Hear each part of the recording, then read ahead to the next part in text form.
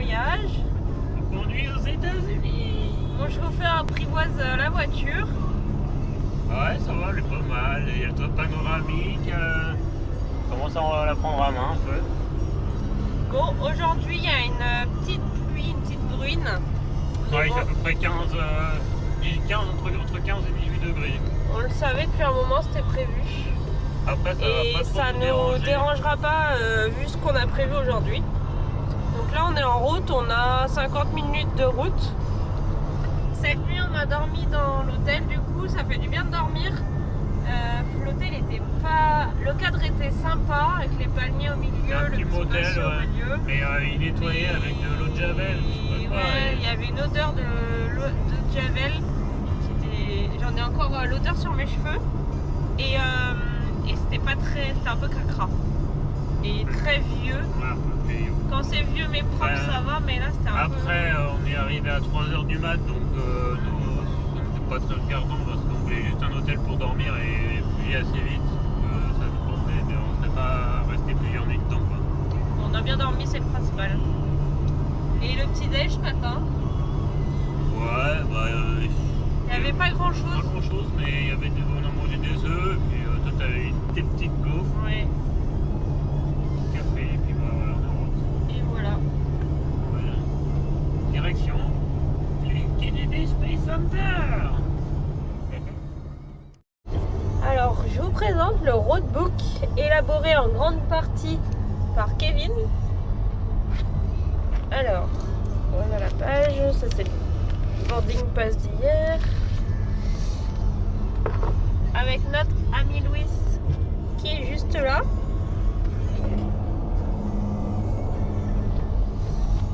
Du coup, ça c'est le planning. Donc ça, c'était la journée d'hier de vol. Et aujourd'hui, Kennedy Space Center. Ouais, on a mis un outlet à Orlando pour cet après-midi, selon l'heure à laquelle on aura fini le Kennedy Space Center. Voilà la journée. On ira peut-être à Cocoa Beach après, selon l'heure à laquelle on finit, sachant que le soleil il se couche assez tôt, cette période de l'année, genre 17h, 17h30. Donc une fois que le soleil est couché, après on pourra faire des magasins, peut-être aller à Walmart, au Bilobi. Bobby Lobby, ouais, apparemment c'est une bonne adresse. Et notre hôtel ce soir, il est pas loin d'ici, a priori, me Ouais. dit mon chauffeur. Titusville. Un petit motel encore qu'on avait pris pour une nuit.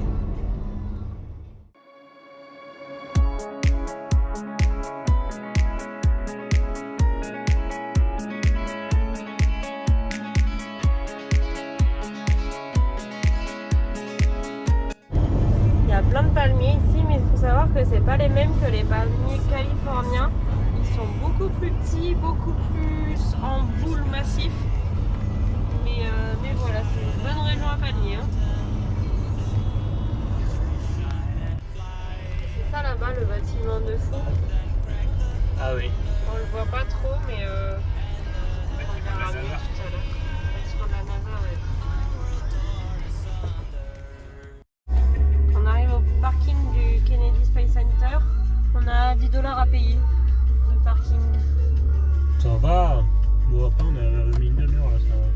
Ça bouchonne pas mal, ouais. Samedi. Ouais, on s'en fiche parce que c'est horrible. On vient d'arriver à Cap Canaveral.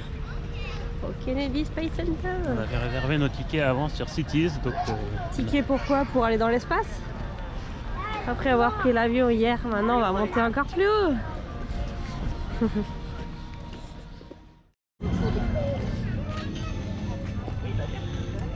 waouh, c'est mythique quand même d'être là, hein. La NASA les gars, la NASA.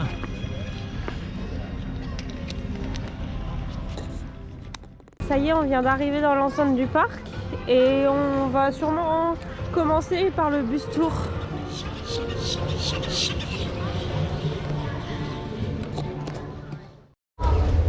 Nouveau véhicule, on loue ça pour ce soir. C'est la voiture pour aller sur Mars, elle est énorme.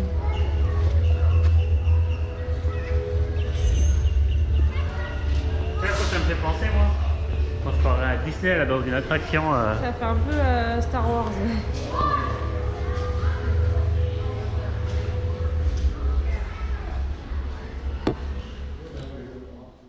The other third of it, 2/3 of it, should I say, but it is 525 feet tall. Mais là, on voit pas Those doors le are haut the tallest du doors in the bâtiment. world. It takes Plein de brouillard qui est tombé. 256 feet tall, and it takes open one all the way to the top. Now NASA has a transport Ça a l'air way of énorme. getting a rocket from the VAB C'est out là que to sortent les Launchpad fusées. called Crawler Transporter. Avant d'être mis sur le pas de tir. Transporters right up here behind this white building with the green pipes in it. It's hid right in behind there. That is the one they used for Saturn V and. We had firing command. The firing command is in. We are now on the automatic sequence. T-minus 2 minutes, 20 seconds, and counting.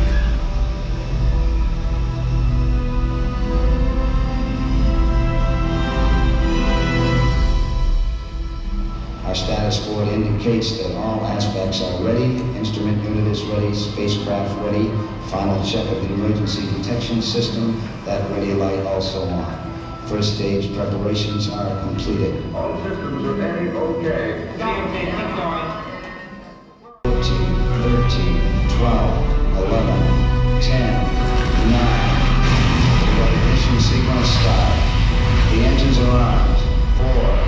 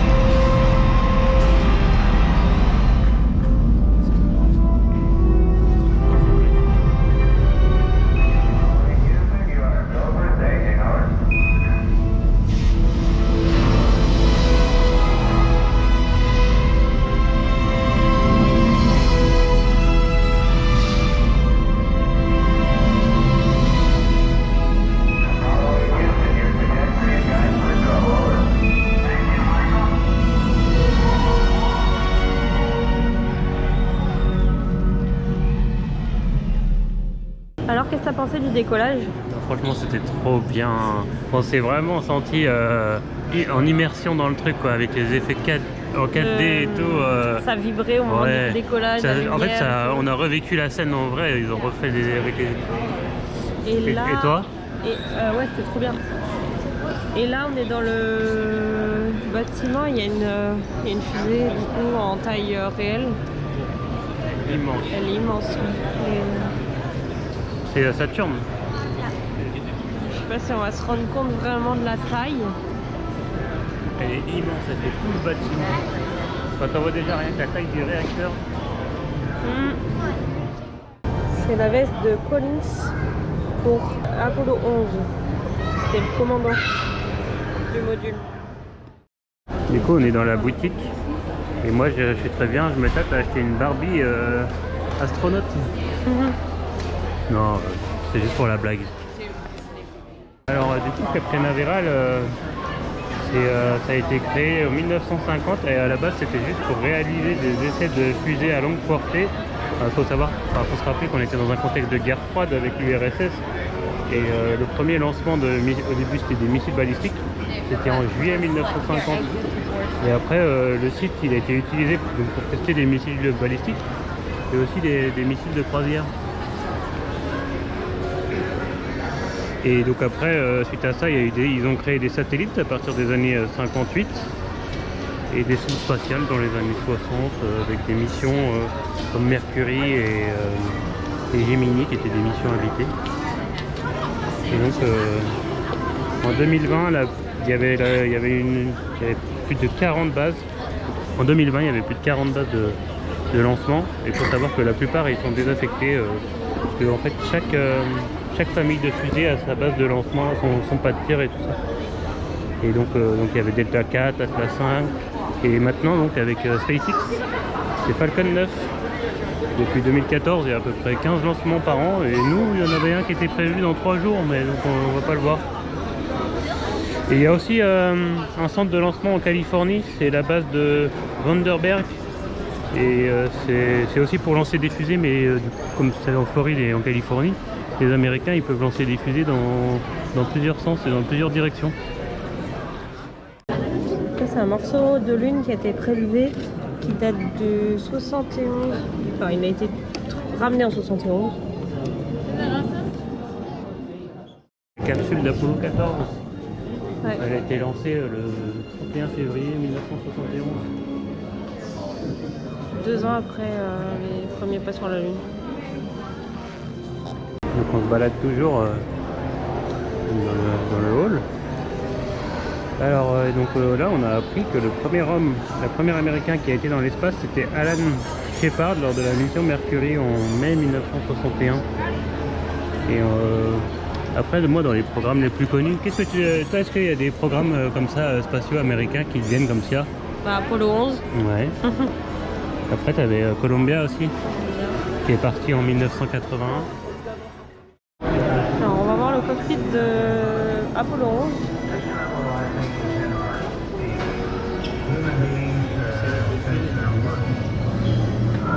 C'est vraiment tout petit quand même.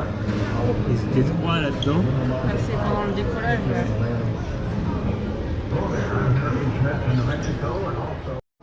Je décrocherai la lune pour toi. Touch the moon. Parler à la lune. Un bout de lune. Mais la lune s'est moquée de moi. Demander à la lune si tu voulais encore de moi. Elle m'a dit j'ai pas l'habitude de montrer des photos. Et toi et moi, on était tellement sûrs. Et on se disait quelquefois. Il y a la navette qui emmenait les astronautes dans les fusées. Ah, interesting. Que ça ne durerait pas. Ah, c'est ça au moment du décollage, la capsule. Ouais. On va voir que c'est vraiment pas très grand. Oh Oh là là, ils étaient trois là. Ils étaient assis mais qu'à moitié. Ils pilotaient en même temps. Et après, ils pouvaient rejoindre l'habitacle une fois que le décollage était fini. L'Astrovan vu de l'intérieur. Il y a plus de place ici que dans la capsule. On est bien. Je peux monter Je suis attendu pour une mission sur la Lune.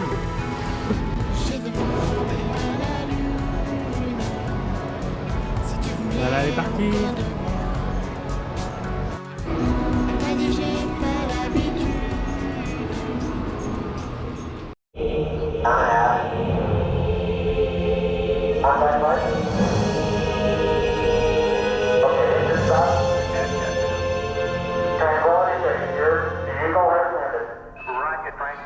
We copy you on the ground. You got a bunch of guys about to turn blue. We're breathing again. Thanks a lot.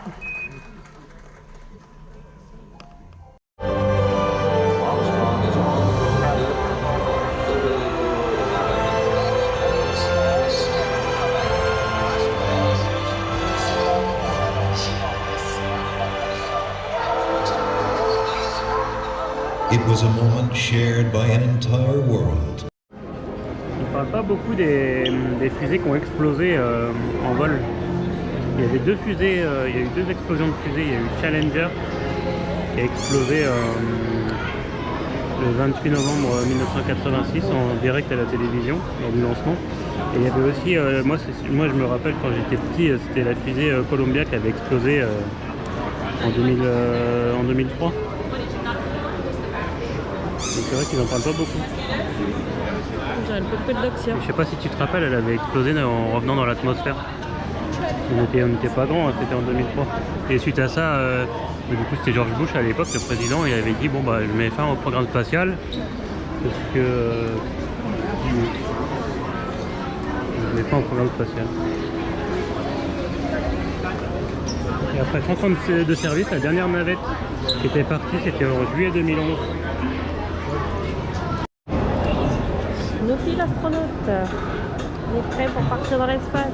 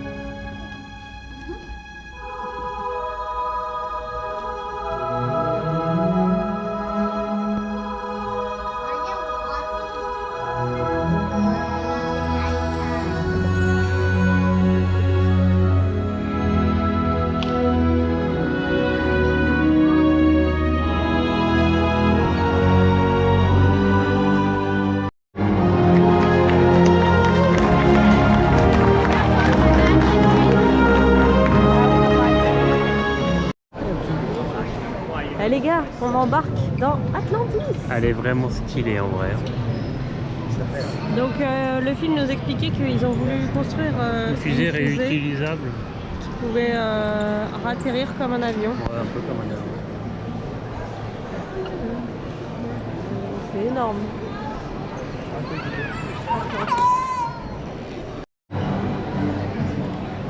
Satellite.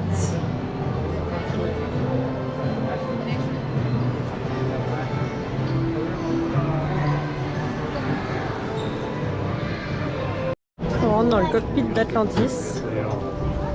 C'est plus grand que dans celui de l'Apollo quand même. Oui, c'est plus grand que dans Apollo. On dirait un peu un cockpit, enfin je suis jamais rentrée, mais on dirait un peu un cockpit d'avion.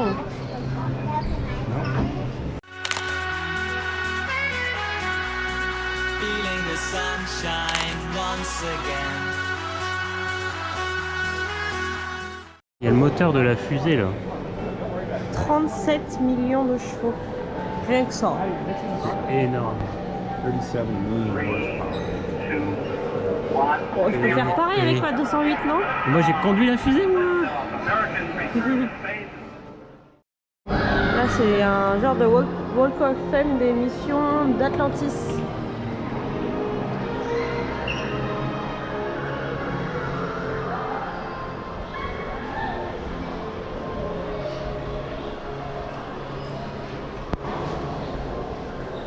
Jusqu'en 2011. Et là il y a une salle pour les deux fusées de Columbia qui ont disparu, donc celle de 86 qui a explosé au décollage, celle de 2003 qui avait explosé quand elle est revenue dans l'atmosphère. Là on peut voir le côté de la fusée de 86. Là il y a les fenêtres de celle de 2003. C'est bien triste en tout cas. Petite van un peu caravane. On en a 20. Ouais, ça fait un peu les Airstream qui s'appelle, je crois. Ouais, c'est ça, c'est une Airstream. C'est écrit dessus. C'est.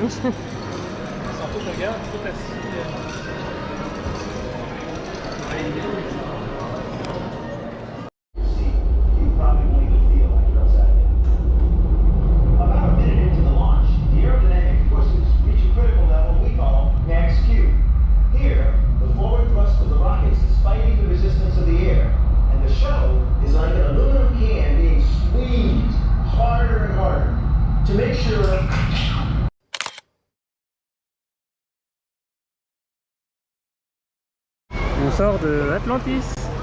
Voilà, on sort d'Atlantis, on vient de faire un simulateur, c'était génial. On était à bord de la fusée, on avait la tête, C'était un décollage, on était couchés en fait. Et on avait toute la simulation comme si on s'était pris des jets et tout, et après on a fini en apesanteur. C'est trop bien. Ouais, c'est pas mal. Hein.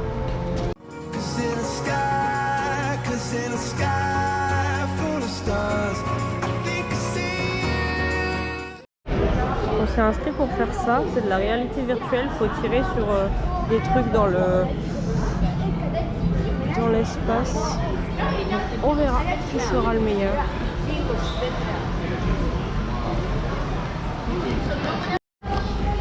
C'est moi qui ai gagné. Là on est Dans l'attraction vers Mars et c'est surtout les robots là. Alors il y a Curiosity, il est énorme. Et là il y a Persévérance. Il est stylé aussi hein. Là il y a les différentes caractéristiques, il fait 3 mètres avec 10 mètres de 3 mètres de haut et 3 mètres de large et il fait un poids de 1 tonne. C'est quand même. Celui-là il est encore plus long. Hein.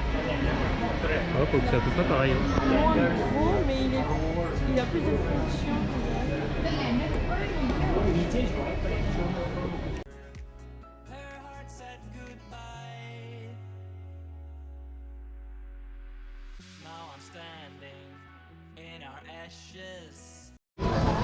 Là c'est le jardin des fusées avec les différentes fusées qui ont été lancées à Cap Canaveral. Voilà, nous on a fait... Il est 16h20. Ouais. On est arrivé ce matin à 11h et on a fait tout ce qu'on voulait faire. Ouais. Les principales attractions, c'est le tour en bus Saturn et Apollo où ça fait 1h30. Et après il y avait Atlantis. Les deux font 1h30 à peu près. Ouais. Et c'est vrai que c'est vachement. C'est super sympa par contre. C'est pas très grand au final. Non mais on a adoré. C'est super sympa. Il n'y avait pas trop de monde. Dans l'ensemble ça va. Pourtant on est samedi. Et même s'il pleuvait, on était toujours au sec parce que c'était super bien aménagé. Et puis on était beaucoup dans les bâtiments donc ça va, on n'a pas trop attendu pour faire chaque truc et tout, donc c'était bien. Qu'est-ce que tu retiens le plus? J'ai bien aimé le début, la salle de décollage et tout, le lancement avec en 3D là. Et toi? Et moi c'est la simulation qu'on a fait à Atlantis, on a été couché comme ça, c'est sympa. On est retourné sur Orlando. Pourquoi on est retourné sur Orlando? On va faire les magasins. On a un magasin à découvrir.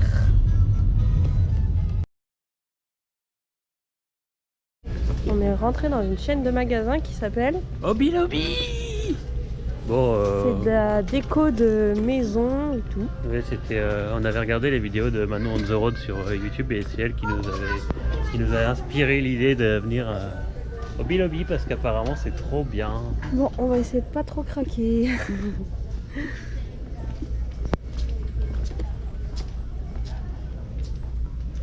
On peut trouver tout ce qu'on veut. Il y a des bougies, des cadres de toutes les sortes.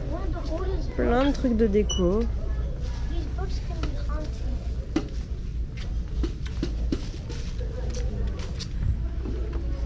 Oh, trop bien. Roxy.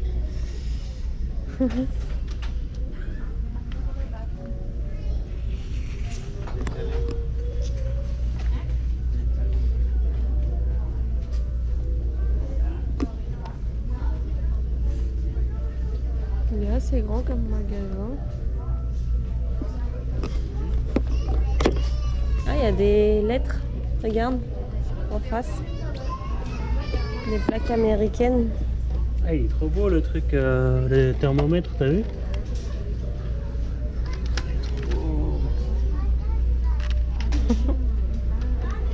Texaco?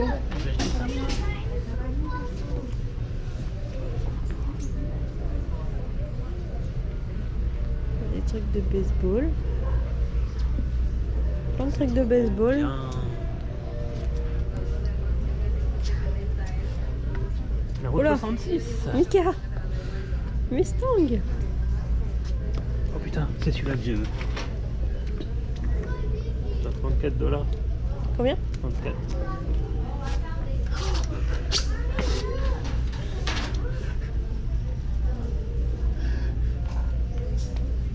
Je vais l'acheter, je crois que je vais l'acheter. Et t'as vu, il y a Daytona.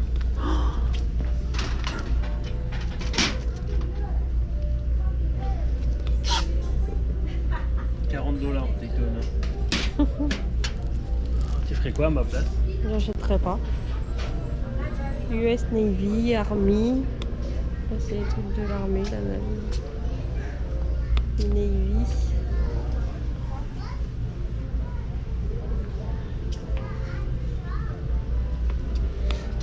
Là, on est plus sur le thème des parcs nationaux. Là, il est joli celui-là avec l'ours là. Ouais. Moi, j'aime bien celui-là.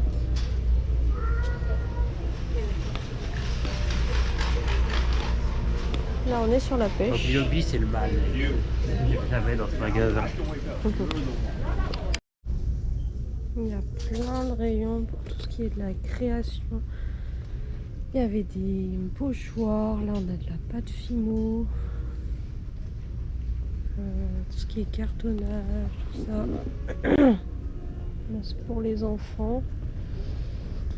Il y a plein de choses, plein de choses. Là, on est dans les perles. Le papier, enfin le feutre. Plein de sequins différents. Il y a plein de choses.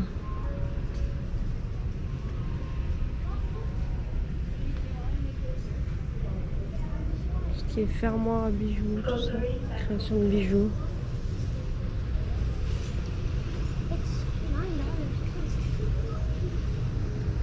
On peut même acheter des chaussures blanches pour les décorer soi-même. Et pareil là-bas avec les t-shirts, il y a plein de t-shirts unicolores. Et ben, ah bah là aussi il y a des t-shirts, plein d'accessoires.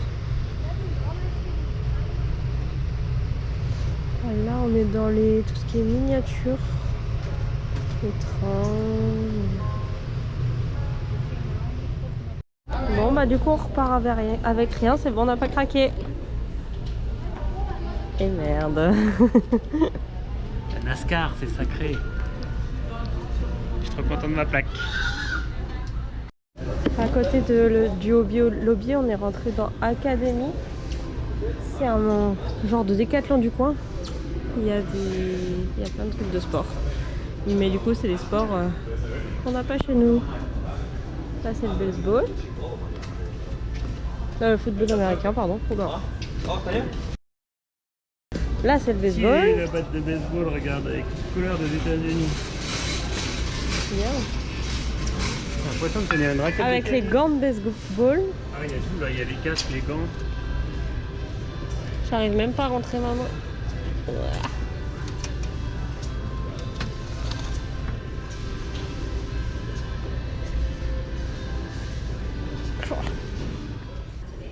Ah, ils sont beaux ceux-là.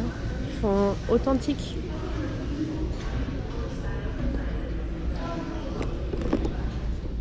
Non, mais sinon, on est en rupture de stock. Kevin, il est content parce que il avait des baskets qu'il a dû chercher sur Docast sur Vinted pour retrouver exactement les mêmes. Et là, elles sont là. Et en fait, on a déjà vu deux personnes qui avaient la même paire là, en 2 jours. Ouais, ça doit être la mode ici.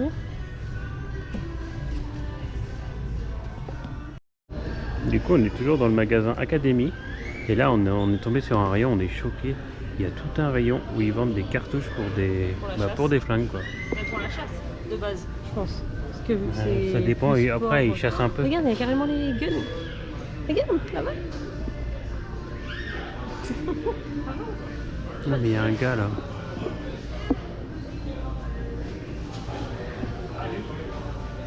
Ouf. Donc, un game.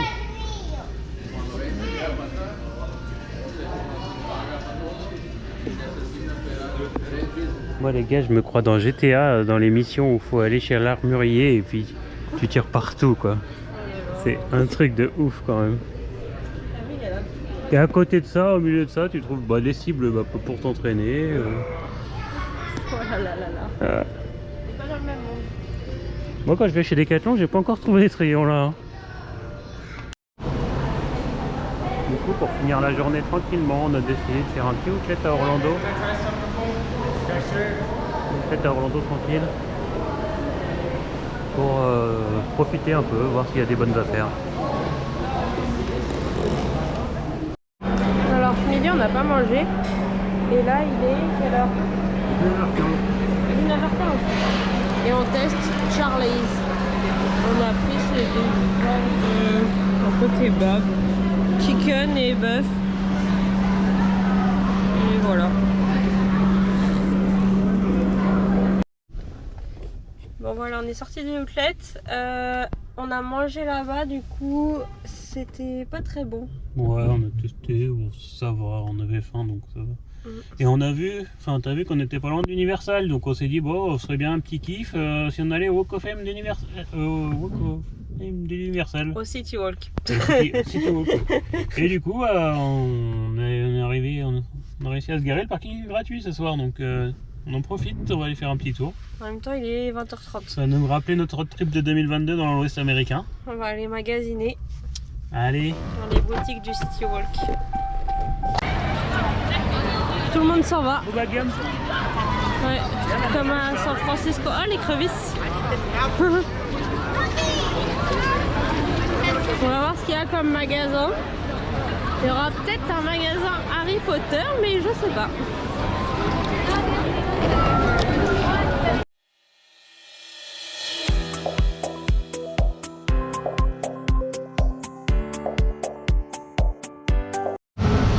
Ah oui, on est bien à Universal. Oh, c'est joli.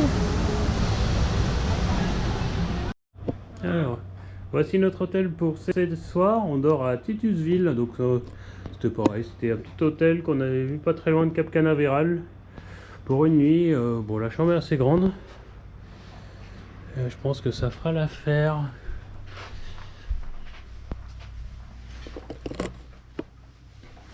Baignoire.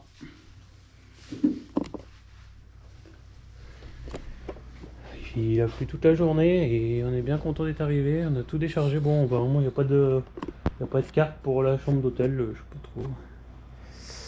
Allez, on va vous laisser.